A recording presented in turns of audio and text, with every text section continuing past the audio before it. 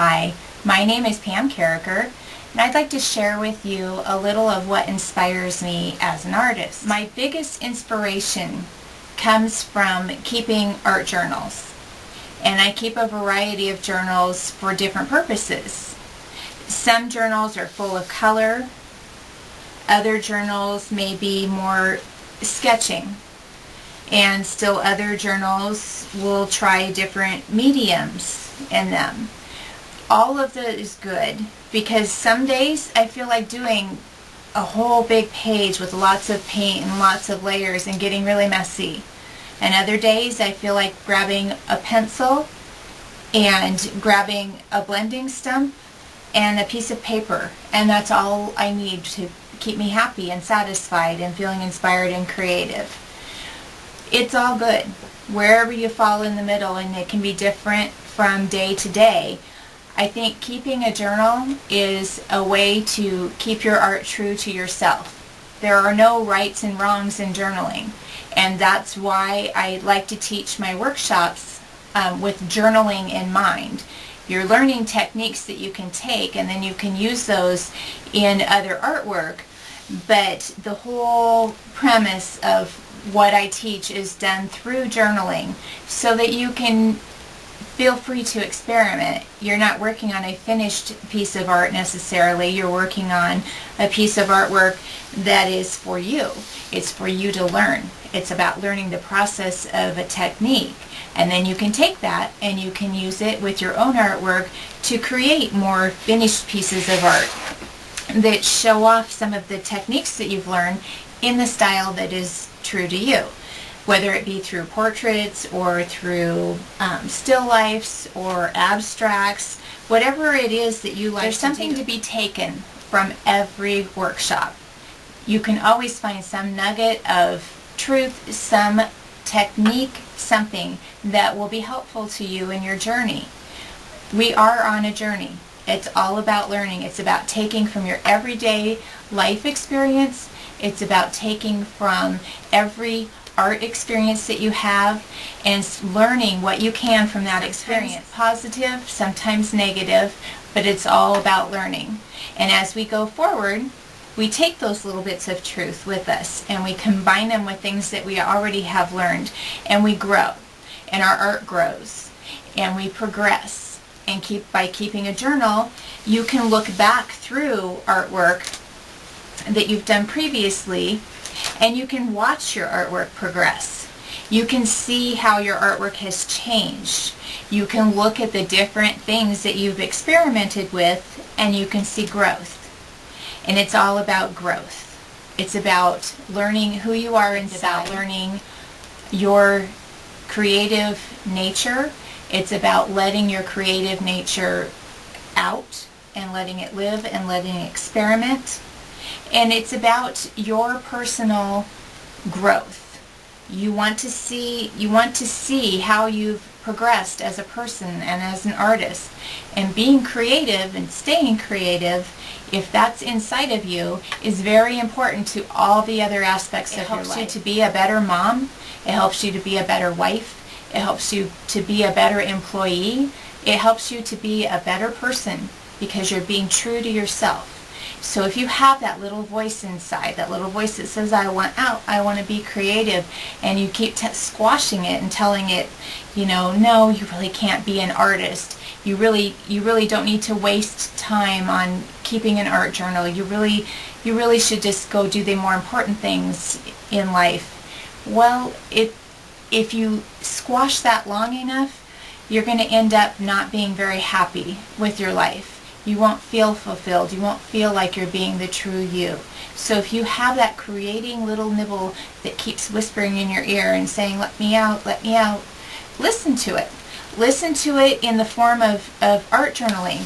Listen to it in the form of sketching. Listen to it in the form of writing out your feelings onto paper. Any little thing. Just start letting it get out and start building time in your day that you set aside just for you to do that. And it could start with 5 or 10 minutes if you just do it every day. every day, just like brushing your teeth or taking a shower or eating your meal. If you do it every day and you build on that, you will find more and more ways to incorporate more time in your day.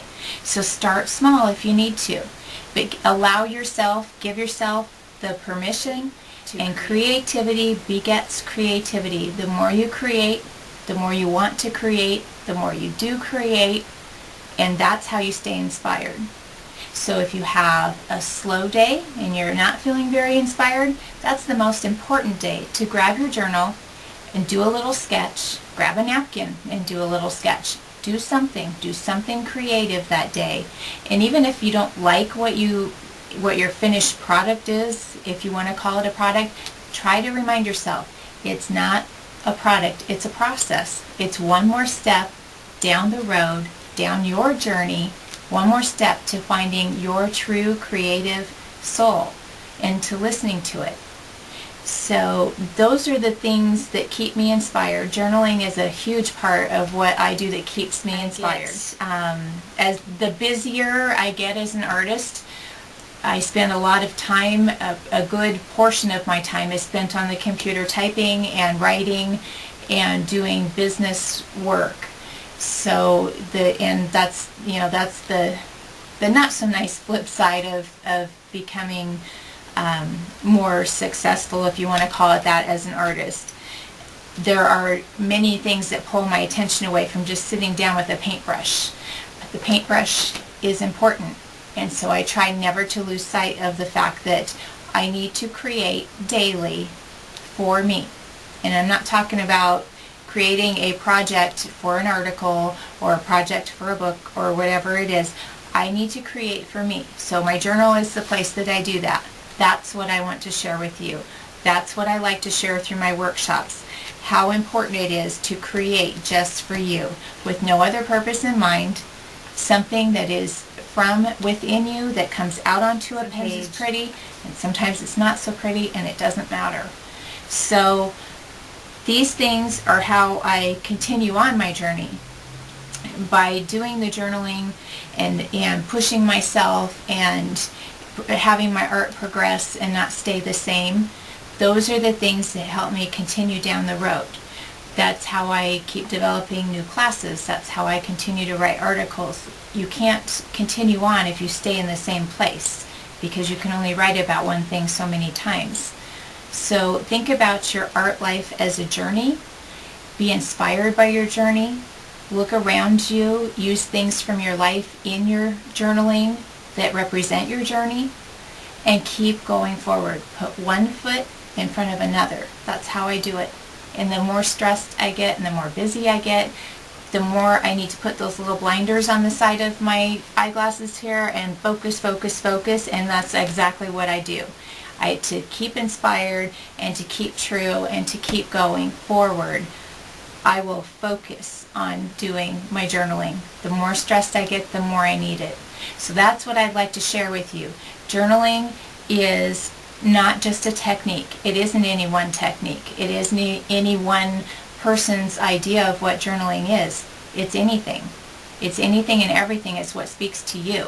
So while I share techniques on how to start journaling and how to make a pretty page, if you will, those are things to get you motivated and started, but that's not your journey. Your journey is to see where those techniques take you and to keep adding to them daily.